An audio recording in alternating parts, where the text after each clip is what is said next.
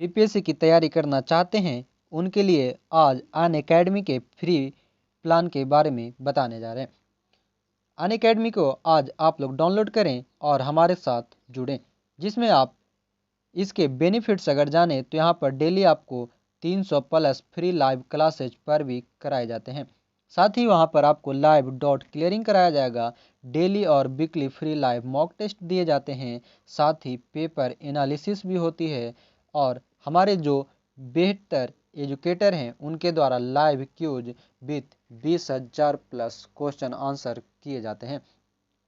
साथ ही आपको daily T20 series कराए जाते हैं, जहां पर आपको 20 क्वेश्चन 20 मिनट में कराए जाते हैं मंडे टू सैटरडे।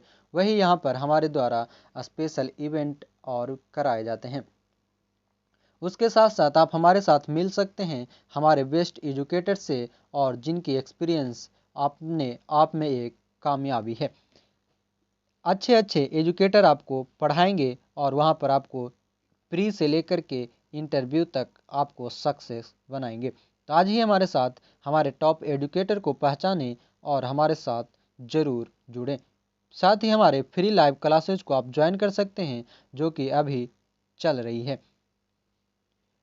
उसके बाद इन सभी टीचर से आप पढ़ेंगे जो कि एक एक्सपीरियंस टीचर है, इनका अपना अपना एक्सपीरियंस है। उसके बाद फ्री टेस्ट आप दे सकते हैं डेली, जिसमें आपको daily T20 free test series मिलेगी। Weekly free live class full length mock test मिलेगा। टेस्ट और प्रिपरेशन का एग्जामिनेशन होंगे, जिसमें आप बीपीएससी प्रीलिम्स और मेंस की तैयारी कर सकते हैं, बिहार एसआई दरोगा की तैयारी कर सकते हैं, बिहार पुलिस कांस्टेबल की तैयारी कर सकते हैं। साथ ही आपको यहाँ पर हमारे टॉप एजुकेटर द्वारा एवरी टेस्ट का पेपर एनालिसिस भी की जाती है। साथ ही आपको T20 सीरीज में प्रैक्टिस टेस्ट सीरीज कराया जाता है जो अभी चल रही है मंडे टू फ्राइडे रात 8 बजे, जिसमें आप 20 मिनट में 20 क्वेश्चन को सॉल्व करेंगे। वही आप हमारा फ्री मिनी कोर्सेज भी अटेंड कर सकते हैं, जिसमें आपको revise syllabus of BPSC prelims in live class दिए जाएंगे। तो आज ज्वाइन करें हमारे फ्री मिनी कोर्स को। तो आज आप अभी जाएं प्ले लिस्ट में और वहाँ पर गूगल प्ले में आप जाएंगे, सर्च करेंगे अनअकैडमी और वहाँ पर अनअकैडमी डाउनलोड करते ही बीपीएससी को सेलेक्ट करें। वहाँ पर आपको बीपीएससी का कॉलम मिलेगा। बीपीएससी सेलेक्ट करते ही हमारा कोड अमर10 जरूर यूज करें। अमर10 का यूज करते ही आपको 10% का इंस्टेंट डिस्काउंट मिलेगी। 10% आपको इंस्टेंट डिस्काउंट दी जाएगी उसके जितने भी फी होंगे उसमें। तो अनअकैडमी पर जाएं और डाउनलोड करें अनअकैडमी ऐप को। जुड़े हमारे साथ एक बेहतर फ्यूचर और एक बेहतर पहचान के लिए आज ही अनअकैडमी पर। Hello friend, welcome to your channel Gyan for exam. आज के इस वीडियो में हम सब जानेंगे बायोलॉजी से संबंधित महत्वपूर्ण प्रश्न, जिसमें कि इस वीडियो में हम लोग कवर करेंगे 200 प्लस महत्वपूर्ण प्रश्न को, जो कि आपके आने वाले अभी सभी एग्जाम्स, चाहे वह वर्तमान में कल के दिन जो 20 दिसंबर है उस दिन फॉरेस्टर की एग्ज़ाम है, उसके साथ साथ आपको 27 को बीपीएससी है, 28 तारीख से आपका एनटीपीसी शुरू है। इन सभी एग्जाम्स में आपको ये बहुत ही महत्वपूर्ण आएगा। इनसे एक एक प्रश्न जो है आप ध्यान से सुनते चलना, आपको ये प्रश्न बहुत ही मदद करेगा आपके एग्जाम में।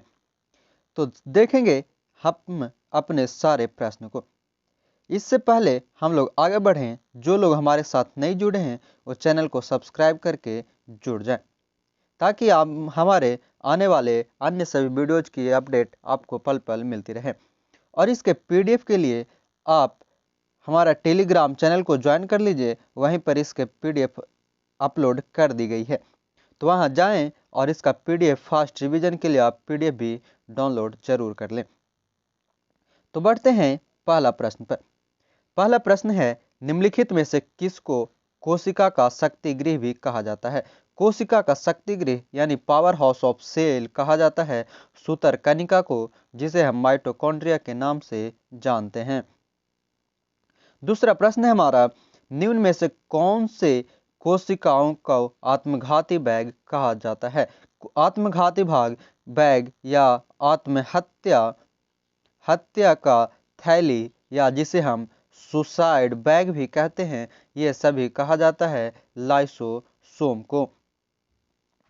चलेंगे तीसरा प्रश्न, निम्नलिखित में से कौन सी कोशिका अंगक वनस्पति तथा पशु कोशिका दोनों में उपस्थित होता है?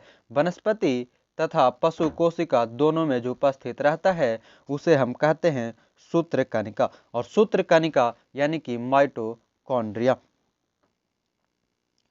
चौथा प्रश्न है हमारा, निम्नलिखित में से कौन सी कोशिका अंगक केवल वनस्पति कोशिका में यानी कि पादप कोशिका में उपस्थित होती है? तो वह है कोशिका भित्ति।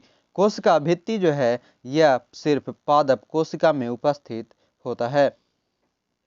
अगला पांचवा प्रश्न है हमारा, निम्नलिखित में से कौन मानव शरीर की सबसे बड़ी कोशिका है? ऑप्शन को देख करके आप आंसर लगाएंगे तो सबसे बड़ी कोशिका होती है तंत्रिका कोशिका, जिसकी इकाई होती है न्यूरॉन। जो पॉइंट मैं एक्स्ट्रा बता रहा हूं उसे भी आप ध्यान में रखते चलेंगे। छठा प्रश्न है, निम्नलिखित में से किस में कोशिका भित्ति नहीं होती है? कोशिका भित्ति जो नहीं होती है वह है माइकोप्लाज्मा में। माइकोप्लाज्मा में कोशिका भित्ति नहीं पाई जाती है। सातवां प्रश्न हमारा, एक कोशिका के केंद्र में कौन सा द्रव्य होता है? किसी कोशिका के जो केंद्रक में द्रव्य होता है उसे कहा जाता है न्यूक्लियोप्लाज्म। न्यूक्लियोप्लाज्म कहा जाता है। आठवां प्रश्न है, कोशिका झिल्ली की प्रवृत्ति क्या होती है? कोशिका झिल्ली की प्रवृत्ति हमेशा अर्धपारगम्य होती है, और अर्धपारगम्य का मतलब है कि इससे कुछ चीजें आर पार होती है और कुछ चीजें नहीं। 9 नंबर प्रश्न है, निम्नलिखित में से कौन सी कोशिकांगक कोशीय श्वसन के लिए उत्तरदायी है? कौन सी कोशिका अंगक है जो कोशिका के श्वसन के लिए उत्तरदायी होता है? वह है सूत्रकणिका, जिसे हम माइटोकॉन्ड्रिया भी कहते हैं। माइटोकॉन्ड्रिया को power house of the cell भी कहा जाता है। 10 नंबर प्रश्न है, एकल कोशिकीय प्राणियों में जीवन की समस्त जैविक क्रियाएं जैसे पाचन, श्वसन और जनन कितनी कोशिकाओं द्वारा किए जाते हैं? यानी कि जो एक कोशिकीय जीव होते हैं उसमें श्वसन, पाचन और जनन ये सभी कोशिका क्रिया की जाती है कुल 1 प्रकार से। 11 नंबर प्रश्न है, निम्नलिखित में से किसके मध्य सिनेप्स अंतराल स्थित होते हैं? सिनेप्स अंतराल जो स्थित होता है वह मुख्य रूप से 2 तंत्रिका कोशिकाओं के बीच स्थित होती है।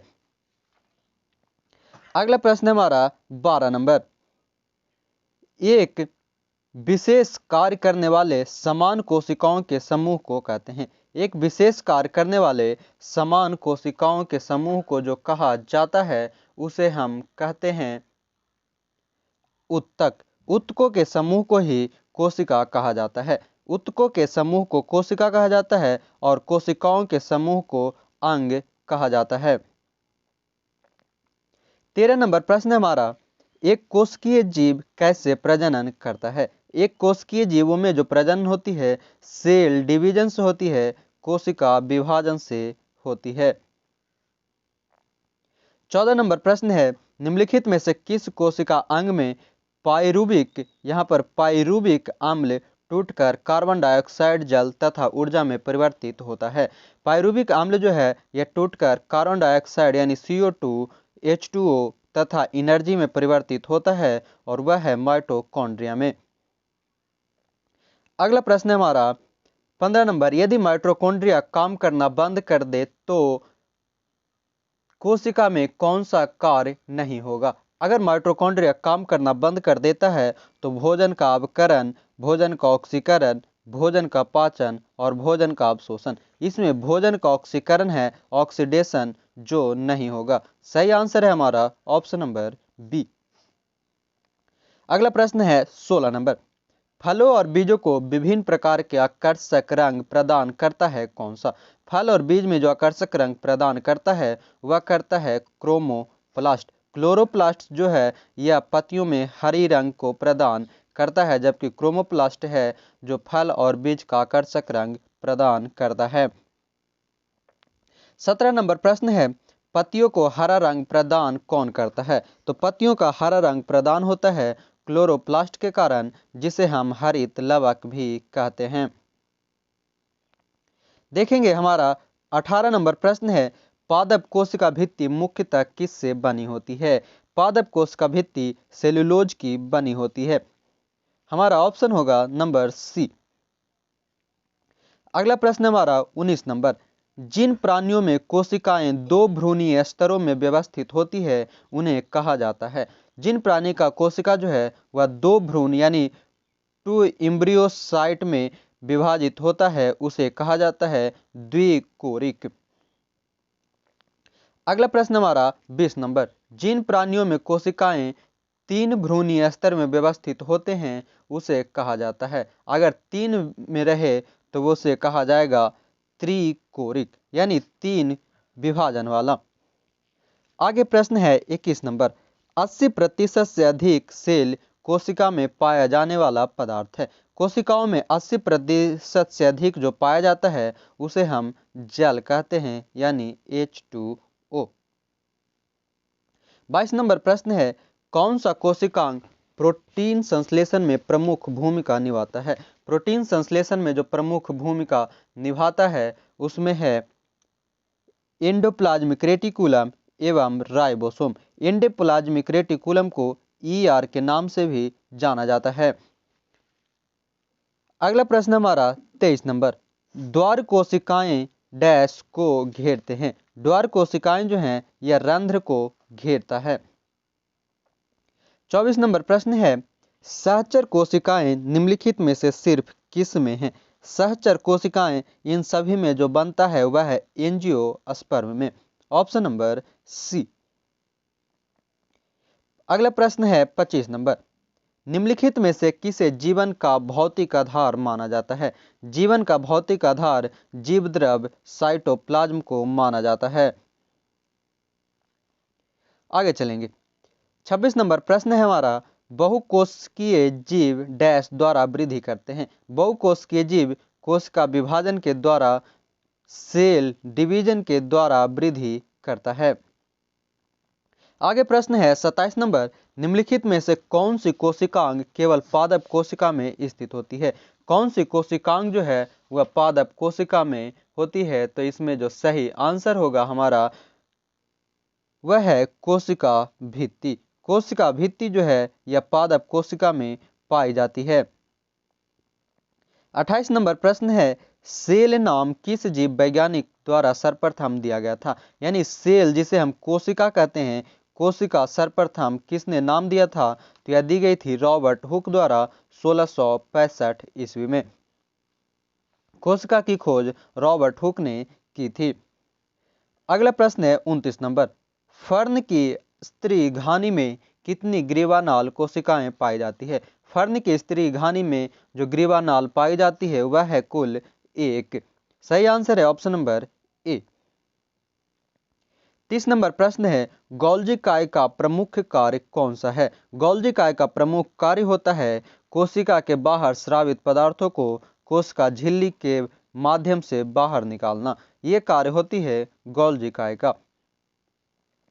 अगला प्रश्न है 31 नंबर, निम्नलिखित में से कौन सा कोशिकांग डीएनए रखता है? डीएनए रखने वाली जो कोशिकांग होती है उसे हम सेंट्रियोल के नाम से जानते हैं। डीएनए का पूरा नाम होता है डीऑक्सी राइबो न्यूक्लिक एसिड और ये जो होती है द्विकुंडलित होता है। अगला प्रश्न है 32 नंबर, संरचनाओं के कौन से युग में प्रायः पादप और जंतु दोनों कोशिकाओं में पाई जाती है? पादप और जंतु कोशिका में जो पाई जाती है उनमें जो सही आंसर होगा वह है अंतःप्रद्रव्य जालिका और कोशिका कला। इंडोप्लाज्मिक रेटिकुलम और कोशिका कला जो है यह पादप और जंतु कोशिका दोनों में पाई जाती है।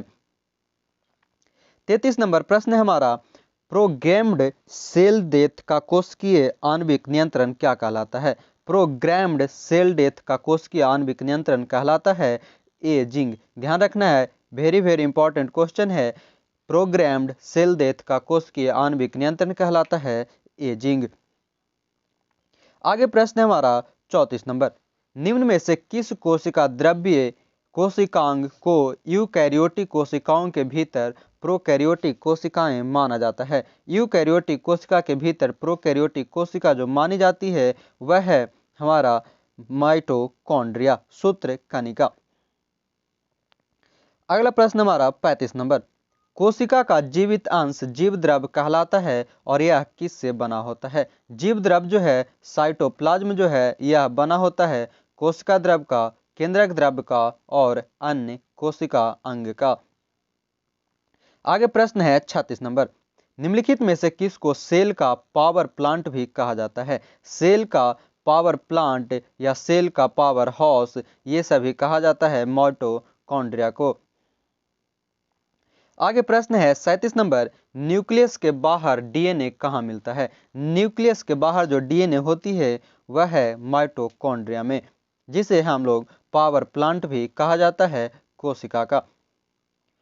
आगे प्रश्न है 38 नंबर, कोशिकीय व आणविक जीव विज्ञान केंद्र कहाँ स्थित है? कोशिकीय और आणविक जीव विज्ञान केंद्र स्थित है हैदराबाद में। अगला प्रश्न, निम्नलिखित कोशिका अंगकों में कौन सा एक अर्धपारगम्य है? अर्धपारगम्य जो होती है कोशिका झिल्ली होती है। अगला प्रश्न है 40 नंबर, फ्लोएम में सहचर कोशिकाएं किस में पाई जाती है? सहचर कोशिकाएं जो है यह आवृत बीजी पौधों में पाई जाती है फ्लोएम का सहचर कोशिकाएं। फ्लोएम का जो कार्य होता है यह मुख्य रूप से पौधों के दो ऊतकों में से एक जाइलम ऊतक और एक फ्लोएम ऊतक में, फ्लोएम ऊतक जो है यह भोजन को पहुंचाने का काम करता है, जबकि जाइलम ऊतक जो है यह पेड़ में जल खनिज लवण को लाने का कार्य करता है। आगे प्रश्न है 41 नंबर, कोशिका में निम्न में से कौन सी पाचन थैली कहलाती है? कोशिका में पाचन थैली के नाम से जो जाना जाता है वह है लाइसोसोम। अगला प्रश्न है 42 नंबर, निम्न में से किस कोशिकाओं को एटम बम भी कहा जाता है? एटम बम के नाम से जो जाना जाता है वह है लाइसोसोम। एटम बम यानी कि परमाणु बम जो है इसे कहा जाता है लाइसोसोम को। अगला प्रश्न हमारा 43 नंबर, कोशिकाएं जो द्वार कोशिकाओं से निकट रूप से संबद्ध और अंतर्विष्ट है वह कहलाता है सहायक कोशिकाएं। सहायक कोशिकाएं जो है या कोशिकाओं के निकट रूप से संबंधित द्वार कोशिकाएं होती है। आगे प्रश्न हमारा 44 नंबर, निम्नलिखित पोषकों में से कौन सा एक पौधा की कोशिका भित्ति का संरचनात्मक घटक है? पौधे की कोशिका भित्ति का संरचनात्मक घटक जो है वह है, इन सभी में अगर देखेंगे तो मैग्नीज। मैग्नीज जो तत्व है यह कोशिका भित्ति का संरचनात्मक घटक होता है। 45 नंबर प्रश्न है, एक मृदुतक कोशिका जो कि कोशिकीय अजैव पदार्थ संग्रह करती है क्या कहलाती है? एक जो मृदुतक कोशिका होती है उसमें अजैविक पदार्थ का संग्रह कहलाता है आइडियोब्लास्ट। इसे ध्यान में रखेंगे, वेरी इंपॉर्टेंट क्वेश्चन है जो कि अक्सर एग्जाम्स में घुमाकर पूछे जाते हैं। यानी कि ऑडियोब्लास्ट जो है यह क्या करता है तो कोशिकीय अजैव पदार्थ का संग्रह भी करता है। अगला प्रश्न है हमारा 46 नंबर, जीवाणु कोशिका में सूत्र कणिका की संख्या कितनी होती है? सूत्र कणिका की जो संख्या होती है जीवाणु कोशिकाओं में वह है 0। अगला प्रश्न है हमारा 47 नंबर, जीवाणुविक कोशिकाओं में नहीं होता है कोशिका भित्ति, राइबोसोम, सूत्र कणिका या जीवद्रव्य कला। तो जो जीवाणुविक कोशिकाएं होती है उसमें माइटोकॉन्ड्रिया नहीं पाई जाती है, सूत्र कणिका नहीं पाई जाती है।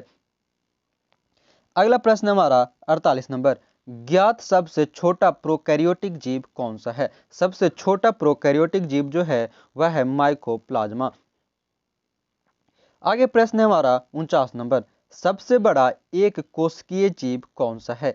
सबसे बड़ा इन सभी में ईस्ट, एरिस्टोबुलेरिया, एसिटोबैक्टर और अमीबा, इन सभी में सबसे बड़ा एक कोशिकीय जीव है एसिटोबुलेरिया। आगे प्रश्न हमारा 50 नंबर, प्रोटीन संश्लेषण का प्लेटफॉर्म किसे कहते हैं?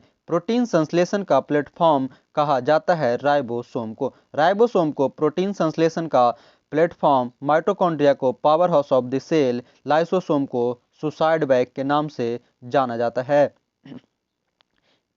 आप लोग को वीडियो कैसे लग रहे हैं वो हमें आप कमेंट करके ज़रूर बताएंगे। साथ ही आप लोग वीडियो को लाइक शेयर भी ज़रूर करेंगे। जो लोग अभी तक हमारे साथ नहीं जुड़े हैं वो चैनल को सब्सक्राइब जरूर करें। अगला प्रश्न हमारा 51 नंबर, वसा का संचय कोशिका का कौन सा अंग करता है? वसा यानी कि फैट का संचय कोशिका का कौन सा अंग करता है? वह है गोल्गी का। गोल्गी का को वसा का संचय गृह कहा जाता है। अगला प्रश्न है 52 नंबर, प्रकृति की सबसे बड़ी कोशिका कौन सी है? प्रकृति की सबसे बड़ी कोशिका जो है वह है शुतुरमुर्ग का अंडा। ऑस्ट्रिच एक जो है उसे प्रकृति का सबसे बड़ी कोशिका के रूप में जाना जाता है। अगला प्रश्न हमारा 53 नंबर, निम्नलिखित में सबसे छोटी कोशिका कौन सी है? इन सभी में अगर सबसे छोटी कोशिका जो है वह है माइकोप्लाज्मा, और जबकि सबसे बड़ी कोशिका कौन सी थी तो शुतुरमुर्ग की अंडा। अगला प्रश्न है 54 नंबर, कोशिका का सबसे छोटा कोशिकांग होता है? कोशिका का सबसे छोटा कोशिकांग जो होता है उसे राइबोसोम के नाम से जाना जाता है। अब ध्यान रखेंगे यहाँ पर दोनों प्रश्न जो है, एक है निम्नलिखित में सबसे छोटी कोशिका कौन है, तो वह है माइकोप्लाज्मा, और कोशिका का सबसे छोटा कोशिकांग कौन सी है, ये बात कर रहा है सिर्फ कोशिका का सबसे छोटा अंग, वह है राइबोसोम।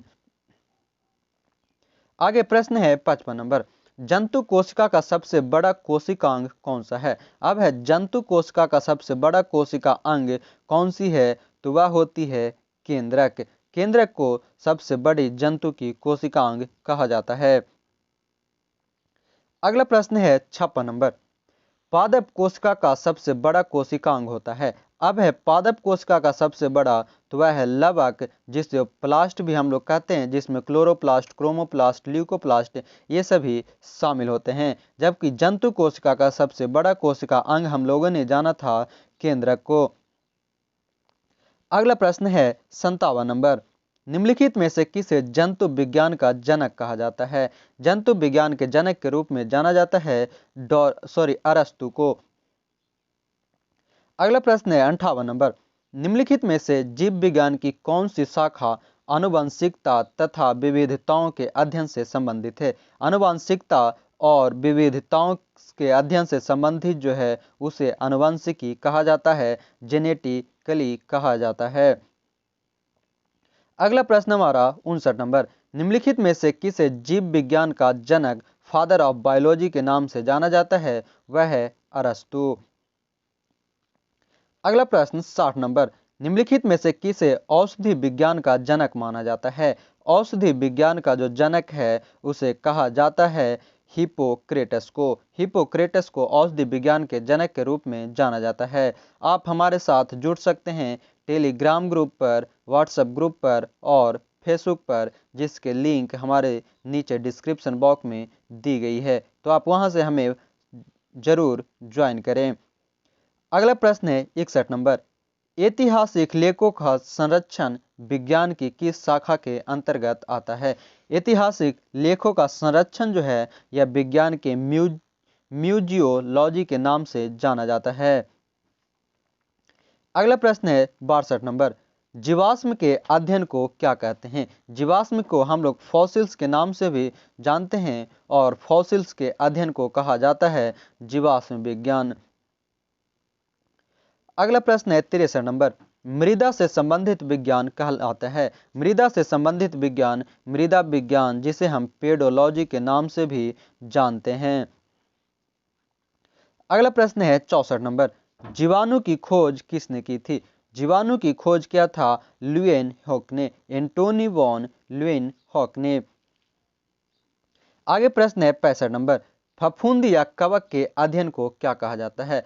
फफूंद या कवक के अध्ययन को कहा जाता है कवक विज्ञान। Option number C. अगला प्रश्न हमारा 66 नंबर, आनुवंशिकता के नियम प्रस्तुत किए गए थे किसके द्वारा? आनुवंशिकता के नियम प्रस्तुत किया गया था मॉर्गन के द्वारा। अगला प्रश्न है, जीवों के उनके पर्यावरण के संबंध में अध्ययन को क्या कहते हैं? जीवों के उनके पर्यावरण के अध्ययन को हम लोग कहते हैं पारिस्थितिकी विज्ञान, इकोसिस्टम, इकोलॉजी। अगला प्रश्न हमारा 68 नंबर 68 नंबर, प्राणी विज्ञान की उस शाखा का नाम जिसमें पशु व्यवहार का वैज्ञानिक अध्ययन किया जाता है क्या कहलाता है? यानी कि पशु व्यवहार का वैज्ञानिक अध्ययन जो किया जाता है उसे हम लोग जानते हैं इथोलॉजी के नाम से, इथोलॉजी। आगे 69 नंबर प्रश्न है, औषधियों और उनके कार्य का अध्ययन क्या कहलाता है? औषधि और उनके कार्य का अध्ययन औषधि विज्ञान के नाम से जाना जाता है। अगला प्रश्न है 70 नंबर, ओडोंटोलॉजी विज्ञान की एक शाखा है, उसका संबंध किसके अध्ययन से है? ओडोंटोलॉजी को हम लोग जानते हैं दंत विज्ञान के नाम से, यानी दांतों का अध्ययन ओडोंटोलॉजी के नाम से जाना जाता है। अगला प्रश्न है 71 नंबर, हृदय और उसकी बीमारियों के अध्ययन से संबंधित विज्ञान को क्या कहते हैं? हृदय से संबंधित विज्ञान के अध्ययन को कार्डियोलॉजी के नाम से जाना जाता है। अगला प्रश्न है 72 नंबर, पक्षियों के वैज्ञानिक अध्ययन को क्या कहते हैं? पक्षियों के वैज्ञानिक अध्ययन को हम ऑर्निथोलॉजी के नाम से जानते हैं। अगला प्रश्न है 73 नंबर, प्रतिरक्षा तकनीक का विकास किसने किया था? प्रतिरक्षा तकनीक का विकास जो सर्वप्रथम की गई थी वह है एडवर्ड जेनर। एडवर्ड जेनर के द्वारा इसे किया गया था। आगे प्रश्न है 74 नंबर, मधुमक्खियों के प्रजनन एवं प्रबंधन को क्या कहते हैं? मधुमक्खियों के प्रजनन एवं प्रबंधन के अध्ययन को एपी कल्चर के नाम से जाना जाता है। सेरीकल्चर, रेशम, पीसीकल्चर, मछली कहलाता है। आगे प्रश्न है हमारा 75 नंबर, एक्सोबायोलॉजी एक विज्ञान है जिसका संबंध है। एक्सोबायोलॉजी विज्ञान का संबंध जो है वह है अन्य ग्रहों के जीवन के साथ, अन्य ग्रहों के जीवन के साथ कहलाता है एक्सोबायोलॉजी। वीडियो को आप लाइक और शेयर जरूर करते चलेंगे। अगला प्रश्न है 76 नंबर, मार्मिकोलॉजी किसका अध्ययन है? मार्मिकोलॉजी में हम चींटियों का अध्ययन करते हैं। अगला प्रश्न हमारा, कीट विज्ञान अध्ययन है किसका? कीट विज्ञान जिसे हम कीटों का अध्ययन किया जाता है। आगे प्रश्न हमारा 78 नंबर, नवजात शिशु की 3 माह तक की आयु के अध्ययन को क्या कहा जाता है? नवजात शिशु के 3 माह तक की अध्ययन को नियोनेटोलॉजी के नाम से जाना जाता है। ध्यान रखना है, एक निमाटोलॉजी होता है, एक नियोनेटोलॉजी होता है। तो जो नियोनेटोलॉजी है वह 3 माह के बच्चे के रूप में अध्ययन कहलाता है। आगे प्रश्न है 79 नंबर, प्राणियों और पादप का उनके परिवेश से संबंध के अध्ययन को क्या कहा जाता है? प्राणियों और पादप का उनके परिवेश से संबंध के अध्ययन को कहा जाता है पारिस्थिति विज्ञान। अगला प्रश्न है 80 नंबर, एरोनियोलॉजी किसका अध्ययन है? एरोनियोलॉजी जो अध्ययन है यह संबंधित है मकड़ियों के अध्ययन से, ध्यान रखेंगे। अगला प्रश्न है 81 नंबर, वृक्ष संवर्धन किसका अध्ययन है? वृक्ष संवर्धन जो अध्ययन है जिसे हम लोग जानते हैं वृक्षों एवं वनस्पति की खेती के रूप में, यानी सही आंसर है हमारा ऑप्शन नंबर ए। 82 नंबर प्रश्न है, उत्परिवर्तन का सिद्धांत सर्वप्रथम किसने दिया था? उत्परिवर्तन का सिद्धांत सर्वप्रथम ह्यूगो डी ब्रिज द्वारा दी गई थी, ह्यूगो डी ब्रिज द्वारा। अगला प्रश्न है 83 नंबर, ऑन्कोलॉजी किन का संबंध है? ऑन्कोलॉजी में हम कैंसर विज्ञान का अध्ययन करते हैं और निथोलॉजी में हम पक्षियों का अध्ययन करते हैं, मिट्टी का अध्ययन करते हैं हम लोग पेडोलॉजी से। ध्यान रखना है, ऑर्निथोलॉजी से हम पक्षियों का अध्ययन करते हैं, पेडोलॉजी से हम मिट्टी का अध्ययन करते हैं। आगे प्रश्न है 84 नंबर, रक्त में एंटीबॉडी और एंटीजन के अध्ययन को क्या कहते हैं? एंटीबॉडी और एंटीजन के अध्ययन को सीरोलॉजी के नाम से जाना जाता है। सीरोलॉजी के नाम से जाना जाता है रक्त और एंटीबॉडी और एंटीजन के अध्ययन को। आगे प्रश्न है, तितलियों का अध्ययन कहलाता है। तितलियों का अध्ययन कहलाता है लैपिडेटेरियोलॉजी। ध्यान रखना है, लैपिडेटेरियोलॉजी के नाम से जाना जाता है तितलियों का अध्ययन। अगला प्रश्न है 86 नंबर, मछलियों से संबंधित अध्ययन क्या कहलाता है? मछलियों से संबंधित अध्ययन को हम कहते हैं इक्थियोलॉजी, जबकि पीसी कल्चर जो है वह मत्स्य पालन यानी मछली पालन से संबंधित होता है। अगला प्रश्न 87 नंबर प्रश्न है, ऑर्निथोलॉजी में किसका अध्ययन किया जाता है? ऑर्निथोलॉजी में हम अध्ययन करते हैं पक्षी का। अगला प्रश्न है, सजावटी वृक्ष तथा झाड़ियों के संवर्धन से संबंधित अध्ययन क्या कहलाता है? सजावटी वृक्ष जो होती है डेकोरेटिव प्लांट और उसके झाड़ी के अध्ययन से संबंधित जो होती है वह आर्बोरी कल्चर कहलाता है। आर्बोरी कल्चर के नाम से जाना जाता है। अगला प्रश्न है 89 नंबर, रक्त होता है। रक्त जो है यह एक कनेक्टिव टिश्यू का कार्य करता है, यानी कि यह एक संयोजी ऊतक है। और रक्त जो है, रक्त को 4 ग्रुप में बांटा गया है, ए बी और ओ ग्रुप में, जिसमें ए बी जो है यह सर्वग्राही है, यानी कि सबसे लेने का कार्य करता है, और ओ जो है सर्वदाता है, जो सबको देने का कार्य करता है। इसमें भी ध्यान रखेंगे, ओ ग्रुप में जो सबको देने का काम करता है वह उसमें ओ निगेटिव ही है जो दे सकता है। अगला प्रश्न हमारा 90 नंबर, एक स्वस्थ व्यक्ति में लगभग रक्त होती है। एक स्वस्थ व्यक्ति में 5 से 5.5 मिलियन मिली क्यूब होता है। आगे प्रश्न है हमारा 91 नंबर, मानव रुधिर का पीएच मान कितना होता है? मानव रुधिर का पीएच मान जो होता है यह 7.4 होती है, और 7.4 कहने का मतलब है कि मानव का रुधिर जो है वह क्षारीय है, यानी कि बेस है। पीएच मान जो है, पीएच मान की खोज सोरेनसन द्वारा की गई थी, जिसका मान कुल 1 से 14 तक रखी गई है। 1 से 14 तक में 7 से कम जो होते हैं उसे हम अम्ल के नाम से जानते हैं, 7 को उदासीन कहते हैं, और 14 को यानी 7 से ज़्यादा को हम लोग क्षार के नाम से जानते हैं। अगला प्रश्न है 92 नंबर, रक्त का शुद्धिकरण कहाँ होता है? रक्त का शुद्धिकरण ये होता है फेफड़ा में, किडनी में और यकृत में, यानी कि सही आंसर है ऑप्शन नंबर डी, ये सभी। अगला प्रश्न 93 नंबर, मानव शरीर में खून के शुद्धिकरण की प्रक्रिया को कहते हैं। खून के शुद्धिकरण की प्रक्रिया को हम डायलिसिस के नाम से जानते हैं। सही आंसर होगा ऑप्शन नंबर ए।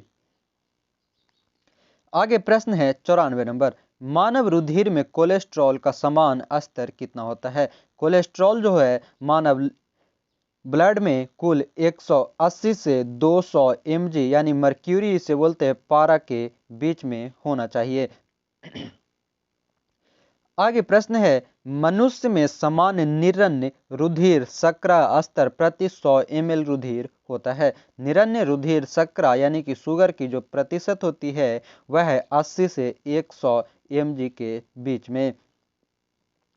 अगला प्रश्न हमारा 96 नंबर, वयस्कों में खाली पेट रुधिर ग्लूकोज स्तर कितना होता है? वयस्क मनुष्य में खाली पेट में रुधिर ग्लूकोज स्तर जो होती है वह है 60 mg पर 100 ml पर, 60 mg पर 100 ml पर होती है। अगला प्रश्न, मानव में कुल रक्त आयतन में प्लाज्मा का प्रतिशत लगभग कितना होता है? मानव में कुल रक्त आयतन में प्लाज्मा का प्रतिशत लगभग होता है कुल 55%। प्लाज्मा जो है यह कुल 55% पाई जाती है। आगे प्रश्न हमारा, मानव रक्त प्लाज्मा में प्रायः पानी की प्रतिशत मात्रा में कितनी भिन्नता है? पानी की प्रतिशत ध्यान रखना है, एक तो कि प्लाज्मा जो होती है वह 55% ब्लड में होती है और ब्लड में पानी की प्रतिशत कितनी होती है, तो 90 से 92%। आगे प्रश्न है 99 नंबर, वयस्क मनुष्य में आरबीसी की सामान्य संख्या कितनी होती है। आरबीसी यानी कि रेड ब्लड कॉर्पोसल्स, और इसकी संख्या होती है 5.0 मिलियन। अगला प्रश्न हमारा 100 नंबर, एक किशोरावय मनुष्य में सामान्य रक्तदाब कितना होता है। किशोरावय मनुष्य में जो रक्तदाब होती है वह 120/180, 120/180 में 120 जो है जिसे सिस्टोलिक प्रेशर कहा जाता है और 80 को डायस्टोलिक प्रेशर कहा जाता है।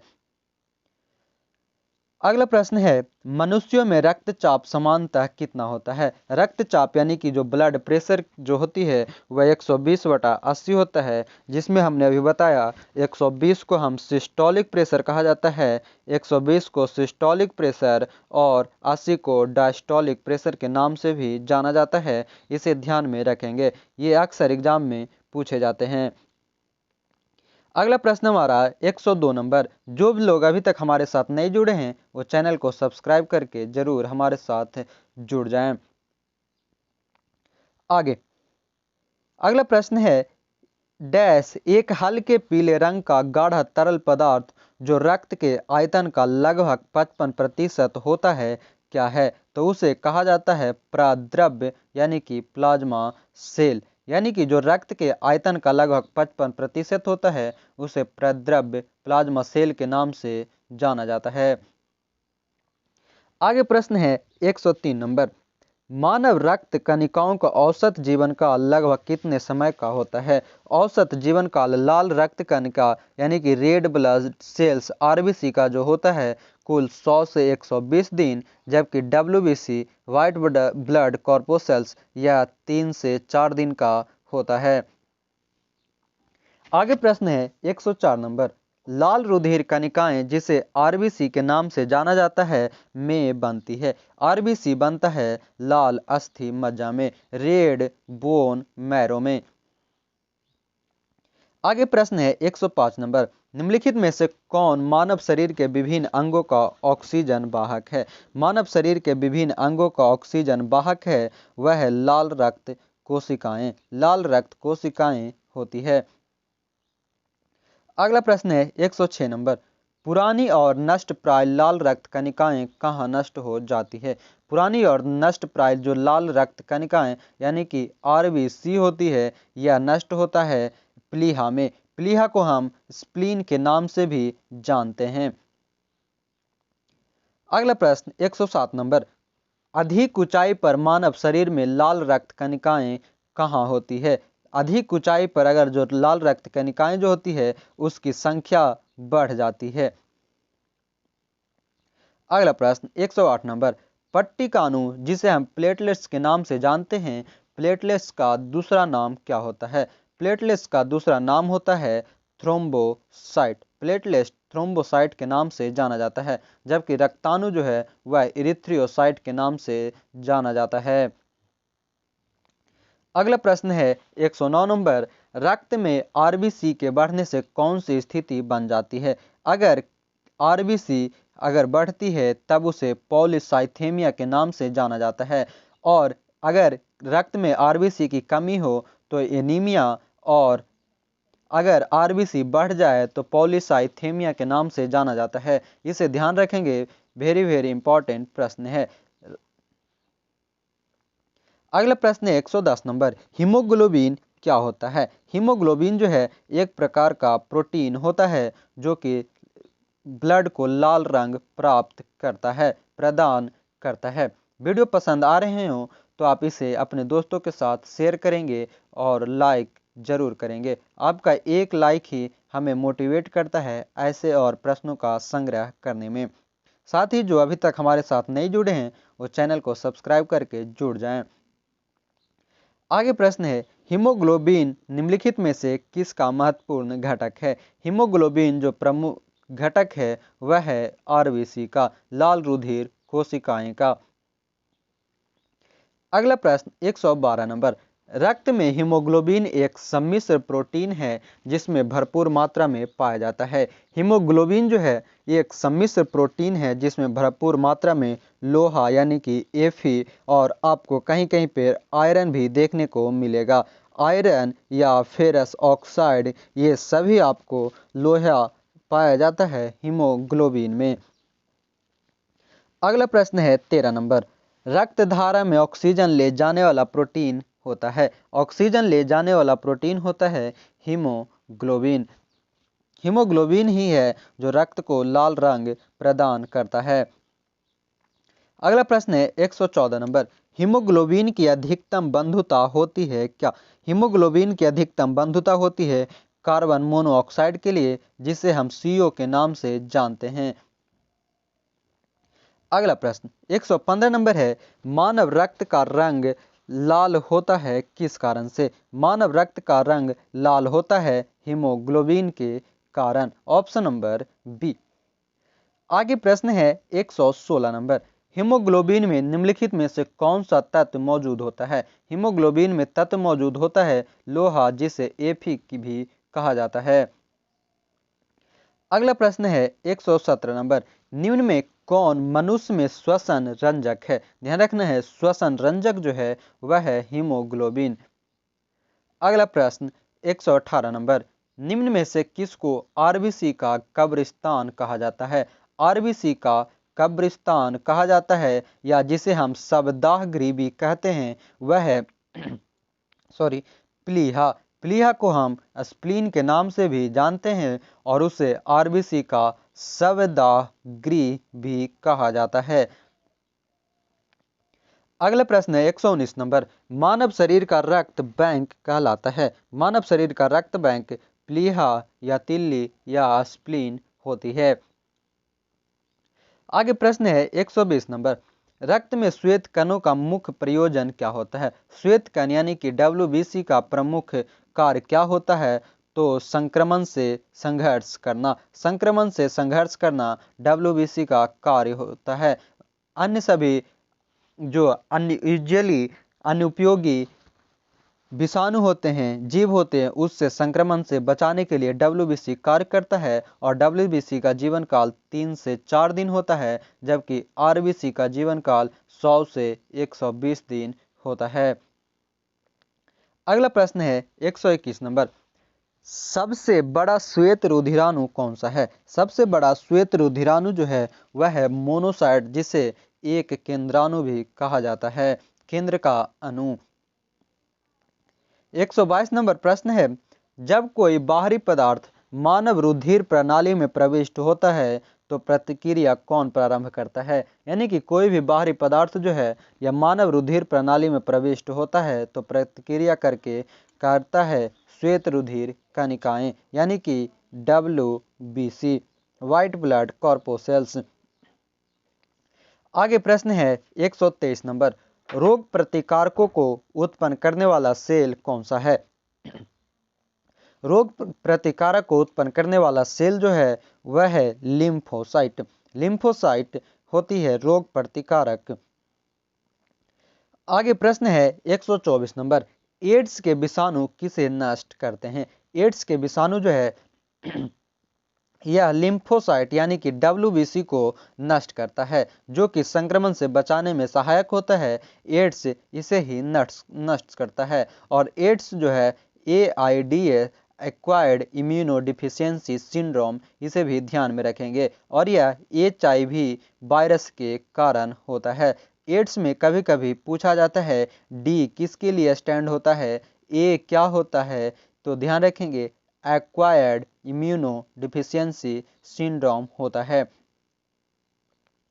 आगे प्रश्न है 125 नंबर, जिस पदार्थ का निवेश किसी जीवित जीव में कर देने पर वह प्रतिरक्षियों के उत्पादन को प्रेरित करता है उसे क्या कहते हैं? यानी कि कोई भी पदार्थ जो है उसके जीवित जीव में निवेश कर देने पर प्रतिरक्षियों के उत्पादन को प्रेरित करता है उसे हम जानते हैं प्रतिजन एंटीजन के रूप में। अगला प्रश्न है 126 नंबर, रुधिर के प्लाज्मा में निम्नलिखित में से किसके द्वारा एंटीबॉडी निर्मित होती है? रुधिर के प्लाज्मा में जो एंटीबॉडी निर्मित होता है उसे लिम्फोसाइट के नाम से जाना जाता है। अगला प्रश्न 127 नंबर, निम्नलिखित में से कौन सा एंजाइम रक्त का थक्का बनाने के लिए आवश्यक है? रक्त का थक्का बनता है थ्रोम्बिन के कारण और इसमें जो है विटामिन के सहायक होता है।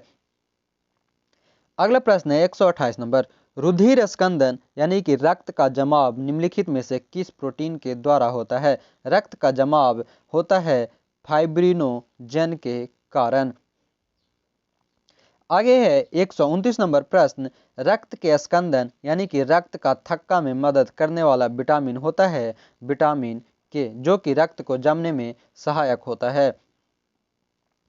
अगला प्रश्न है 130 नंबर, किसके मौजूदगी के कारण शरीर के भीतर रक्त जमता नहीं है? रक्त जमता नहीं है तो यह होगा हिपैरिन के कारण। हिपैरिन के कारण रक्त नहीं जमता है और रक्त को जमाने में सहायक विटामिन होती है विटामिन के। अगला प्रश्न 131 नंबर, किसकी उपस्थिति में रुधिर वाहिनियों में रक्त आंतचित यानी कि क्लॉट नहीं होता है? क्लॉट का मतलब है जमना। किसकी उपस्थिति के कारण जो है रुधिर वाहिनी में रक्त नहीं जमता है तो वह है हिपैरिन की उपस्थिति में। अगला प्रश्न 132 नंबर, रक्तस्राव को रोकने के लिए आमतौर पर किस एल्युमिनियम लवण का प्रयोग किया जाता है? रक्तस्राव को रोकने के लिए एल्युमिनियम लवण का प्रयोग किया जाता है और वह होता है पोटास एलम। अगला प्रश्न 133 नंबर, रक्त जमने में किस तत्व की मुख्य भूमिका होती है? रक्त को जमाने में मुख्य भूमिका होती है कैल्शियम की। अगला प्रश्न 134 नंबर, रक्त में प्रतिस्कंदक पदार्थ कौन सा है? रक्त में प्रतिस्कंदन पदार्थ के रूप में हिपैरिन को जाना जाता है, जो कि रक्त को जमने में सहायक रोकता है ब्लड रुधिराणु में। अगला प्रश्न है 135 नंबर, क्रिसमस फैक्टर किस में निहित होता है? मोस्ट इंपॉर्टेंट प्रश्न है, क्रिसमस फैक्टर किस में निहित होता है? तो क्रिसमस फैक्टर जो है यह रक्त जमाव में निहित है। अगला प्रश्न 136, रक्त समूह यानी ब्लड ग्रुप की खोज किसने की थी? ब्लड ग्रुप की खोज लैंडस्टीनर द्वारा की गई थी और ब्लड ग्रुप जो है कुल 4 है, ए बी और ओ, जिसमें ओ जो है सर्वदाता है और ए बी जो है सर्वग्राही है। अगला प्रश्न है, कौन सा रक्त समूह सर्वदाता कहलाता है? तभी यहाँ ध्यान देंगे ओ प्लस भी है, ओ माइनस भी है, ए बी माइनस है, ए बी प्लस है, तो सर्वदाता जो कहलाता है वह कहलाता है ओ माइनस। ओ निगेटिव जो है यह सबको देता है यानी सर्वदाता कहलाता है। अगला प्रश्न हमारा, कौन सा रक्त समूह सार्वभौमिक स्वीकारकर्ता यानी कि लेने वाला कहलाता है? वह है A B positive. A B positive और ए बी निगेटिव अगर ऑप्शन दिखे तो सही आंसर टिक करना है ए बी पॉजिटिव। उसी तरह से सर्वदाता ग्रुप में ओ पॉजिटिव और ओ निगेटिव दिखे तो ओ निगेटिव को टिक करना है। अगला प्रश्न है 139 नंबर, ए बी रक्त समूह होते हैं। ए बी रक्त समूह में जो होते हैं वह है एंटीबॉडी नहीं होते हैं, जबकि एंटीजन होते हैं। अगला प्रश्न है 140 नंबर, यदि माता पिता में से एक का रुधिर वर्ग ए बी है और दूसरे का ओ तो उनके बच्चे का संभावित रुधिर वर्ग होगा। माता पिता का जो वर्ग है वह ए बी है और दूसरे का ओ है तो उनके बच्चों में जो होगा ए या बी होगा। अगला प्रश्न हमारा 141 नंबर, रक्त के ए बी वर्ग वाला व्यक्ति ऐसे व्यक्ति को रक्तदान कर सकता है जिसके रक्त का वर्ग हो। ए बी वर्ग वाला जो व्यक्ति है वो रक्तदान कर सकता है जिसका रक्त का वर्ग हो सिर्फ ए बी। ए बी जो है सबसे ले सकता है पर देने के लिए सिर्फ अपने को ही दे सकता है। अगला प्रश्न है 142 नंबर, रुधिर वर्ग बी वाला व्यक्ति निरापद कौन से रुधिर वर्गों के व्यक्तियों को रक्तदान दे सकता है? बी वाला जो व्यक्ति है वह बी और ए बी को दे सकता है, ए वाला व्यक्ति जो है ए तथा ए बी को दे सकता है, ओ जो है सबको दे सकता है, ए बी जो है सबसे ले सकता है। अगला प्रश्न है 143 नंबर, ए बी रक्त वर्ग वाले व्यक्ति को सार्वत्रिक अदाता कहा जाता है क्योंकि अदाता का मतलब है लेना, सबसे लेने वाला जो है उसे कहा जाता है क्योंकि उसमें प्रतिपिंड एंटीबॉडी का अभाव होता है, एंटीबॉडी का अभाव के कारण। आगे प्रश्न हमारा 144 नंबर, रक्त समूह ओ वाला व्यक्ति किस रक्त समूह के व्यक्तियों से रक्त ले सकता है? लेने का कार्य सिर्फ करेगा ओ से, जबकि देने का काम करेगा ए बी और ओ को। आगे प्रश्न है 145 नंबर, यदि एक पिता का रक्त वर्ग ए है और माता का रक्त वर्ग ओ हो तो बताइए कि उसके पुत्र में कौन सा रक्त वर्ग हो सकता है? पिता का ए और माता का ओ तो वह है ओ ग्रुप का। अगला प्रश्न 146 नंबर, गुर्दे को रक्त पूर्ति करने वाली रुधिर वाहिकाएं कौन सी है? गुर्दे को रक्त पूर्ति करता है वृक्क धमनी, ऑप्शन नंबर ए। अगला प्रश्न हमारा 147 नंबर, निम्नलिखित में से कौन ऑक्सीजन रहित रक्त मानव शरीर के विभिन्न भागों से हृदय में लाता है? ऑक्सीजन रहित यानी कि ऑक्सीजन जो है उससे रहित जो लाता है वह है नसें। अगला प्रश्न है 148 नंबर, निम्नलिखित में से किसकी सहायता से रक्त द्वारा ऑक्सीजन ले जाया जा सकता है? किसकी सहायता से? तो है लोहित कोशिकाओं के द्वारा। अगला प्रश्न है 149 नंबर, निम्नलिखित में से वह रुधिर वाहिका कौन सी है जो जिगर को ऑक्सीजनित रुधिर ले जाती है? जिगर को ऑक्सीजनित रुधिर ले जाती है वह है यकृत धमनी। अगला प्रश्न है 150 नंबर, रक्त प्रवाह में हवा के बुलबुले का होना जीवन के लिए क्यों खतरनाक होता है? रक्त प्रवाह में हवा के बुलबुले का होना जीवन के लिए खतरनाक होता है क्योंकि रक्त प्रवाह में बाधा उत्पन्न हो जाती है। तो ये हमारा 150 प्रश्न कंप्लीट हुए। आगे के 50 प्लस प्रश्न और हैं, तो आप हमारे साथ कुछ देर और बने रहें, आपको सारे प्रश्न कराए जाएंगे। साथ ही जो लोग बीपीएससी की स्पेशल तैयारी करना चाहते हैं वो हमारे साथ अनअकैडमी प्लेटफॉर्म पर भी जुड़ सकते हैं, जहां पर सब्सक्रिप्शन लेते समय हमारा कोड AMAR10 अमर10 का प्रयोग करेंगे तो आपको वहां पर 10% का डिस्काउंट भी दी जाएगी। तो सब्सक्रिप्शन लेते समय हमारा कोड ध्यान में रखें AMAR10। चलिए आगे देखते हैं 151 नंबर प्रश्न, निम्नलिखित में से वह वैज्ञानिक कौन है जिसने पहली बार रुधिर परिसंचरण की व्याख्या की थी? रुधिर परिसंचरण की व्याख्या सर्वप्रथम विलियम हार्वे द्वारा किया गया था। ग्रेगर मेंडल ने आनुवांशिकी को दिया था। अगला प्रश्न है 152 नंबर, किस प्रक्रिया द्वारा श्वसन के दौरान गैस से रुधिर में प्रवेश करती है और फिर उसे छोड़ती है? किस प्रक्रिया के द्वारा श्वसन में दौरान गैस जो है रुधिर में जाता है और उसे छोड़ता है, और यह प्रक्रिया कहलाती है विसरण प्रक्रिया, ऑप्शन नंबर बी। अगला प्रश्न 143 नंबर, प्राकृतिक कोलाइड कौन सा है? तो प्राकृतिक कोलाइड के रूप में रक्त को जाना जाता है जो कि एक कोलाइडी विलयन भी है। अगला प्रश्न है 154 नंबर, यदि व्यक्ति को गलत प्रकार का रक्त दे दिया जाए तो निम्नलिखित में से क्या परिणाम होगा? यानी कि गलत प्रकार का रक्त का मतलब है ओ ग्रुप वाले को यानी ए ग्रुप वाले को बी ग्रुप का रक्त दे देना, तो उसका परिणाम यह होगा कि सभी रक्त धमनियां संकुचित हो जाएगी, यानी कि जो रक्त धमनियां होगी वह सिकुड़ जाएगी। अगला प्रश्न हमारा 155 नंबर, मानव शरीर में रक्त की अपर्याप्त आपूर्ति को कहते हैं। अपर्याप्त आपूर्ति को कहा जाता है इस्कीमिया। ध्यान रखेंगे, अपर्याप्त आपूर्ति जब होने लगती है तो उसे इस्कीमिया के नाम से जानते हैं। अगला प्रश्न है 156 नंबर, यदि किसी व्यक्ति की रुधिर वाहिकाओं की त्रिज्या कम हो जाए तो उसका रक्तदाब होगा, उसका रक्तदाब बढ़ेगा।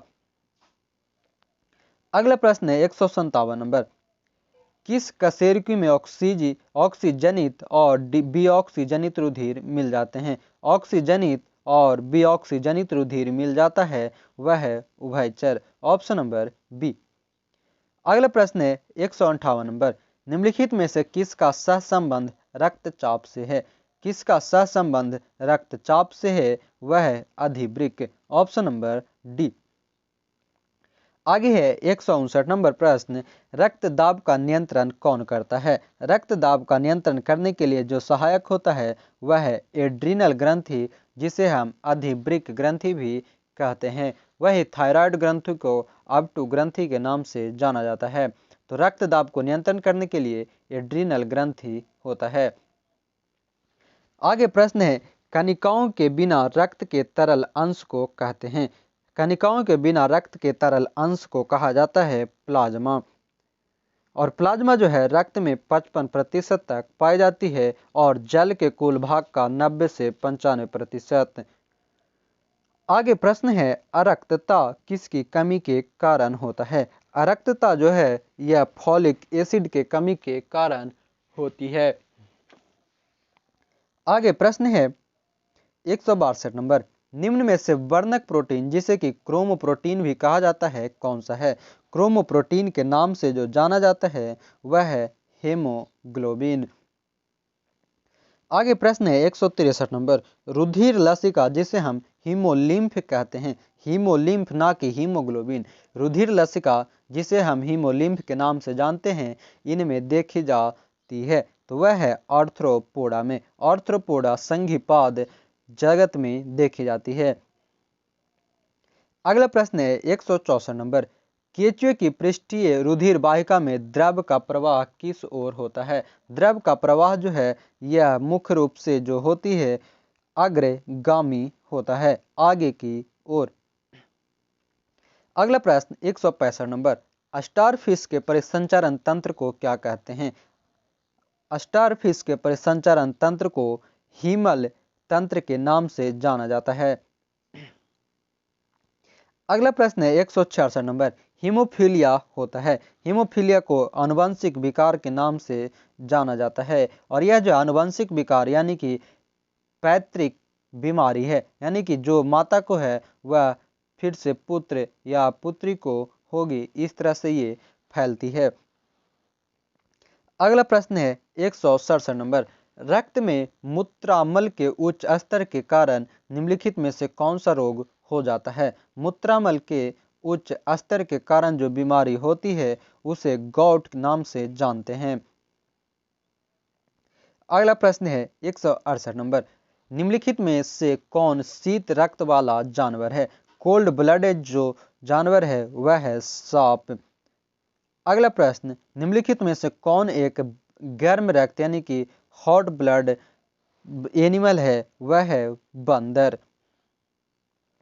अगला प्रश्न, निम्न में से कौन सा हाइड्रोजन का आइसोटोप है? हाइड्रोजन के कुल 3 आइसोटोप होते हैं, प्रोटियम, ड्यूटेरियम और ट्रिटियम। तो ये जो है ऊपर के सभी होंगे और इसी में आपको एक डाइट्रियम के नाम से, डाइट्रियम, यह एक कन्फ्यूजन करने के लिए हमेशा डाइट्रम या डाइट्रियम के नाम से एक ऑप्शन देता है और कहता है इनमें से कौन सा हाइड्रोजन का आइसोटोप नहीं है। तो ध्यान रखेंगे डाइट्रम और ड्यूटेरियम में कन्फ्यूजन नहीं होना है। ड्यूटेरियम यानी कि D2 जो है, D2 यह है हाइड्रोजन का आइसोटोप, जबकि डाइट्रियम जो है हाइड्रोजन का प्रूफ नहीं है। तो यहाँ पर सही आंसर होगा ऑप्शन नंबर डी। इन तीनों को याद रखें, प्रोटियम, ड्यूटेरियम और ट्रिटियम हाइड्रोजन के आइसोटोप हैं।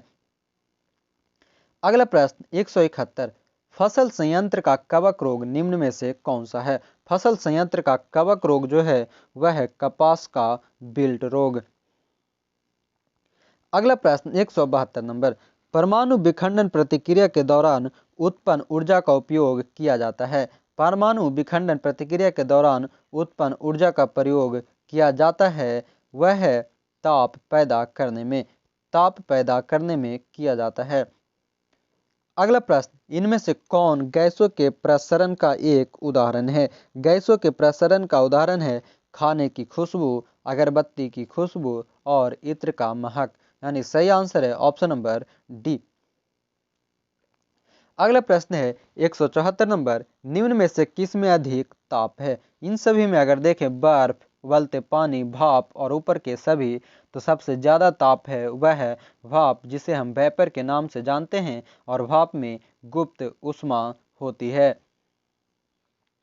अगला प्रश्न 175 नंबर, इनमें से कौन महामारी और स्थानिक दोनों प्रकार की बीमारी है? यानी कि इपिडेमिक और इंडेमिक के नाम से जो जाना जाता है वह है हैजा, और वर्तमान में जो इपिडेमिक बीमारी जो चल रही है वह है कोरोना।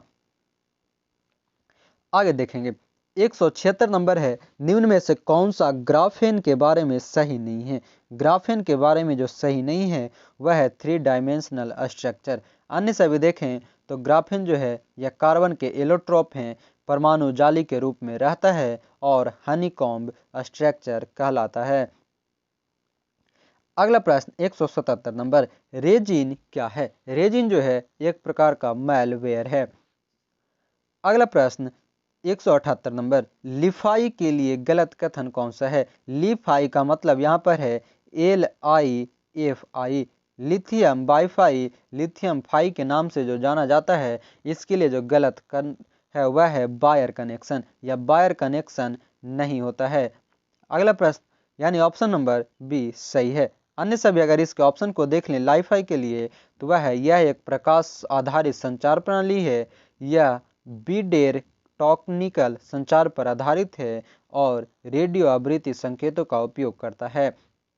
अब आगे देखेंगे 179 नंबर, सबसे बड़ा अणु कौन सा है जो मानव तंत्र का एक हिस्सा है? मानव तंत्र का एक हिस्सा है वह है गुणसूत्र 1, क्रोमोसोम 1। अगला प्रश्न 180 नंबर, पहले प्रकाश की गति को किसने मापा था? प्रकाश की गति को सर्वप्रथम जो मापी गई थी वह है ओलॉस रोमर द्वारा। अगला प्रश्न 181 नंबर, गिरगिट रंग क्यों बदलता है? गिरगिट के रंग बदलने का कारण है गर्मी प्रबंधन के लिए रंग बदलता है। गर्मी जो होती है उसे मैनेज करने के लिए अपना रंग को बदलता है। आगे प्रश्न है 182 नंबर, के इकाई को निम्नलिखित में से किसके मापन के लिए यूज किया जाता है? के यानी कि केल्विन, केल्विन जो है यह तापमान कोई इकाई है। ऑप्शन नंबर सी, ध्वनि जो है इसे डेसिबल में नापा जाता है। अगला प्रश्न 183 नंबर, विटामिन B1 की कमी से कौन सी बीमारी होती है? विटामिन B1 की कमी से बेरी होती है, जबकि रिकेट्स की बात करें तो डी से, रतौंधी ए से, रक्त अल्पता के से। अगला प्रश्न है 184 नंबर, राइनो वायरस की वजह बनता है? राइनो वायरस जो है यह आम जुकाम का कारण है। अगला प्रश्न 185 नंबर, निम्नलिखित में से किसे स्टार क्यून नेबुला के रूप में भी जाना जाता है? ध्यान रखना है स्टार क्यून नेबुला के नाम से जाना जाता है और वह है मेसियर 16। मेसियर 16 को स्टार क्यून नेबुला, ध्यान रखना है नेबुला के नाम से जाना जाता है, मेसियर 16 को। अगला प्रश्न हमारा 186 नंबर, कितना कुल ऑक्सीजन और रक्त शरीर में मस्तिष्क द्वारा इस्तेमाल किया जाता है? तो यह इस्तेमाल किया जाता है 20%। इसका PDF आप लोग पाने के लिए हमारे टेलीग्राम ग्रुप को जरूर ज्वाइन कर लें, जहां पर PDF अपलोड कर दी गई है। आगे प्रश्न है 187 नंबर, मानव शरीर में सबसे छोटी हड्डी कौन सी है? मानव शरीर की सबसे छोटी हड्डी स्टेपीज और सबसे बड़ी हड्डी टिबिया या फिबुला के नाम से जाना जाता है। स्टेपीज जो है यह कान की हड्डी है और टिबिया और जो है यह जांघ की हड्डी होती है। टिबिया जो है यह जांघ की हड्डी है। अगला प्रश्न है 188 नंबर, मात्र 2 ऊतक कौन से हैं जो खून से ऑक्सीजन प्राप्त नहीं करते? यानी खून से ऑक्सीजन जो प्राप्त नहीं करता है वह है नाखून और कॉर्निया। कॉर्निया जो है आंख का भाग है। अगला प्रश्न 189 नंबर, आंख का कौन सा भाग आंख के रंग का निर्धारण करता है? आंख के रंग का निर्धारण जो होता है वह आइरिस के कारण होती है और दान में कॉर्निया को दिया जाता है। आगे प्रश्न है 190 नंबर, कणों के नाम बताएं जो पदार्थ को बनाते हैं। कणों के नाम बताएं जो पदार्थ को बनाते हैं, और पदार्थ के बनाने वाला कण कहलाता है परमाणु। आगे प्रश्न है 191 नंबर, पदार्थ के कणों में निम्नलिखित विशेषताएं हैं। तो वे लगातार स्थानांतरित होते हैं, वे एक दूसरे को आकर्षित करते हैं, और वे बहुत छोटे होते हैं। ये सभी कथन सही है। अगला प्रश्न है 192 नंबर, निम्नलिखित में से कौन सा ठोस का गुण है, यानी कि सॉलिड का गुण है वह निश्चित आकार होता है। ठोस जो होता है जिसका निश्चित आकार होता है। अगला प्रश्न है 193 नंबर, शुष्कता के लिए वाष्पीकरण की तुलना में क्रिस्टलीकरण यानी कि क्रिस्टलाइजेशन एक बेहतर तकनीक क्यों होता है। तो इसके लिए जो बेहतर तकनीक है वह है अशुद्धियां हट जाती है। Option number B. अगला प्रश्न है 194 नंबर, किस तंत्र द्वारा एक अमिश्रणीय तरल का मिश्रण अलग किया जाता है। तो अमिश्रणीय तरल का मिश्रण अलग किया जाता है सेपरेटिंग फनल के द्वारा। सेपरेटिंग फनल यानी कि अलग कीप के द्वारा।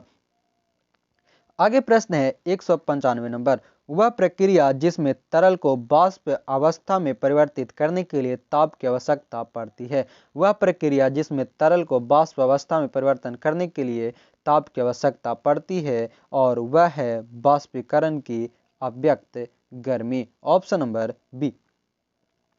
अगला प्रश्न है 196 नंबर, निम्नलिखित में से कौन सी प्रसार की अवस्था है। डिफ्यूजन की अवस्था जो है वह है तरल पदार्थ में धीमा, गैसों में सबसे तेज, और कणों की गति के आधार पर। सही आंसर होगा ऑप्शन नंबर डी।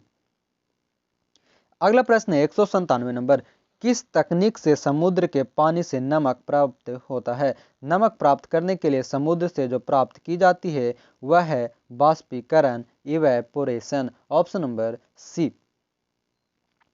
आगे है 198 नंबर, तकनीक का नाम बताएं जो दो या दो से अधिक घुलनशील ठोस को अलग करने में इस्तेमाल होती है, जो बहुत ही कम मात्रा में घोल में मौजूद होती है। तो यह घोल में जो मौजूद होती है वह है क्रोमैटोग्राफी। क्रोमैटोग्राफी। आगे प्रश्न है 199 नंबर, तरल पदार्थ यानी कि डिफ्यूजन इन लिक्विड में प्रसार का एक उदाहरण है। तरल पदार्थ में प्रसार का उदाहरण जो है यह पानी में स्याही का फैलना है। आगे है हमारा 200 नंबर प्रश्न, अंतरिक्ष में जाने वाली पहली महिला अंतरिक्ष यात्री कौन सी है। पहली महिला अंतरिक्ष यात्री थी वेलेंटिना टेरेस्कोवा, और भारत से जो गई थी वह थी कल्पना चावला, जो कि कोलंबिया शटल से गई थी, और इनकी मृत्यु 2003 में हुई थी, जो कि हरियाणा के करनाल से बिलोंग करती है। अगला प्रश्न है 201 नंबर, अंतरिक्ष में जाने वाली पहली महिला अंतरिक्ष यात्री का संबंध किस से था। किस देश से था, यानी वेलेंटिना टेरेस्कोवा का संबंध किस देश से था। तो वह था सोवियत संघ, रूस से। रूस से वेलेंटिना टेरेस्कोवा का संबंध है। अगला प्रश्न है 202 नंबर, अंतरिक्ष में चलने वाली एवं 2 बार अंतरिक्ष में जाने वाली पहली महिला अंतरिक्ष यात्री कौन थी। यानी कि अंतरिक्ष में चलने वाली और 2 बार अंतरिक्ष में जाने वाली पहली महिला जो है वह है स्वेतलाना सवित्स्काया। Svetlana Savitskaya. अगला प्रश्न 203 नंबर, अंतरिक्ष में जाने वाली पहली अमेरिकी महिला अंतरिक्ष यात्री कौन थी। अमेरिकी महिला अंतरिक्ष यात्री सैली राइड। आगे प्रश्न है 204 नंबर, मां बनने के बाद अंतरिक्ष में जाने वाली पहली महिला अंतरिक्ष यात्री कौन थी। मां बनने के बाद जो अंतरिक्ष में गई थी वह है अन्ना ली फिशर। अन्ना ली फिशर। अगला प्रश्न 205 नंबर, अंतरिक्ष में जाने वाली पहली ब्रिटिश महिला अंतरिक्ष यात्री कौन थी। ब्रिटिश महिला अंतरिक्ष यात्री वह है हेलेन शर्मन।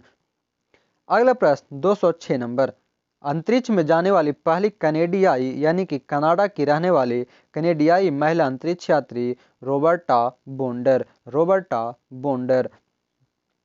अगला प्रश्न है 207 नंबर, अंतरिक्ष में जाने वाली पहली जापानी महिला अंतरिक्ष यात्री कौन थी। जापानी महिला यात्री जो थी वह है चाइकी मुकी। चाइकी मुकी जो है यह जापान की रहने वाली है। आगे प्रश्न है 208 नंबर, अंतरिक्ष में 5 बार जाने वाली पहली महिला अंतरिक्ष यात्री कौन थी? 5 बार जाने वाली पहली महिला अंतरिक्ष यात्री शेनन लूसिड। और आगे प्रश्न है 209 नंबर, कोलंबिया अंतरिक्ष यान हादसे में निम्नलिखित में से किस महिला अंतरिक्ष यात्री का निधन हुआ था? तो यह निधन हुआ था कल्पना चावला का, जो कि भारत की रहने वाली थी और इनका निधन 2003 में हुई थी लौटते समय। तो ये थे हमारा आज के कुल 209 प्रश्न, जिसमें हम लोगों ने सभी महत्वपूर्ण बायोलॉजी और साइंस से संबंधित प्रश्न को जाना है। ऐसे ही आपके आने वाले समय में फिजिक्स, केमिस्ट्री, हिस्ट्री, अन्य सभी प्रश्नों का एक मास्टर वीडियो हम लेकर आएंगे। तो इसके पल पल अपडेट के लिए आप हमारे चैनल को सब्सक्राइब कर लें और बेल आइकन को ऑन कर लें। साथ ही इसके पीडीएफ के लिए आप हमारा टेलीग्राम ग्रुप को ज्वाइन करें, जहां पर आपके इसके पीडीएफ ऑलरेडी अपलोड कर दी गई है। साथ ही वहां पर आपके लिए डेली क्यूज और पेपर्स भी उपलब्ध कराए जाते हैं। तो इसी के साथ जय हिंद, धन्यवाद।